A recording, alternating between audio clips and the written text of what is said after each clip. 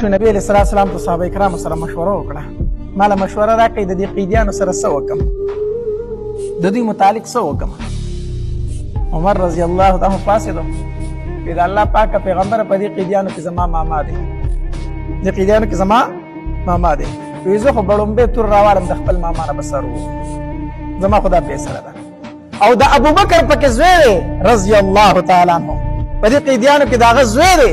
ګوره داسې غزا وه، ماما د خورۍ خلاف، زوی د پلار خلاف، زوم د سخر خلاف جنګېدو. وی د ابوبکر پکې زوی دی، ابوبکر به تور راولي لومبې به د خپل زوی نه سر ووي. او د الله پاک پیغمبر ستا پکې یو تره دی او یو دی پکې زوم دی، یو دی پکې تره دی عباس رضی الله تعالی عنه، یو دی پکې زوم دی ابو العاص. وی ته به تور راولي د خپل تره او د خپل زوم نه به سر ووي. وی چې مونږ دا ثابته کړو چې د الله سره مونږ دوره مینه لرو چې د الله خلاف کو زوی کې هم به سر وم، کو د الله او د الله د رسول خلاف ماما ودرېږم به سر وم، کو د الله او د الله د رسول خلاف تره ودرېږم به سر وم. چې دا مونږ ثابته کړو چې مونږ د الله سره څومره مینه لرو. ډېره جذباتي فیصله وه او الله تعالی فیصله خوښه هم وګورئ، الله تعالی فیصله خوښه هم وه. نبی علیہ السلام بیا تپوس وکړو، ای صحابه کرامو ما لږ مشوره راکړئ که نه، دا خو د عمر مشوره وه هغه راکړه، تاسو څه وایئ؟ اکثرو صحابه کرامو دا رایې ورکړه چې د الله پاک پیغمبره فدیه جرمانه به ترې واخلو، دا قیدیان به آزاد جرمانه به ترې واخلو، ځکه یو خو مسلمانان کمزوري دي، غریبانان ډېر دي، دویم اسلحې ورسره نشته دی. نو چې د دوی نه پیسې والو دا مسلمانان به پې ځان له اسلحې والي لږ مضبوط بشي، او دا کم کسان چې نن مونږ ګرفتار کړي کېدای شي سبا مسلمانان شي. نو داسې بیا وشو که نه؟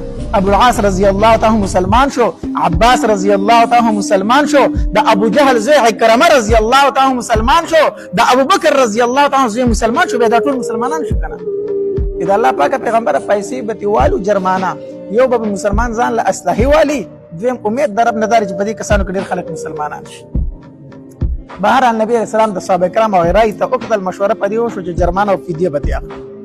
نبی علیہ الصلوۃ والسلام قیدیانو ته وویل چې مکې ته سوال جواب ولېږئ چې تاسو به پسې فدیه راشي، جرمانه راشي چې موږ خو آزاد. مکې ته خبر راغی، هر سړي به پیسې لېږلې، چا چې کور کې څه هغه به یې لېږل او خپل قیدي به یې راازاده و. زینب رضی الله تعالی خبر راغی چې ستا خاوند هم ګرفتار دی ابو العاص، که آزادول یې غواړي نو پلار له دې فدیه ولېږه چې خاوند دې راازاد شي. زینب رضی الله تعالی په کور کې وګرځېده، خو هېڅ شی داسې قیمتي ونه لید چې لېږلی وی. نو په غاړه باندې امیل او هارو، هغه د غاړې نه راکوز کو، خپل لیور لی دا غاړې هار ورکو، وی دا اوسه زما د طرف نه خپل رور دې آزاد کا، ابو العاص آزاد کا. بهرحال هغه فدیه ورسېدله مدینې منورې ته.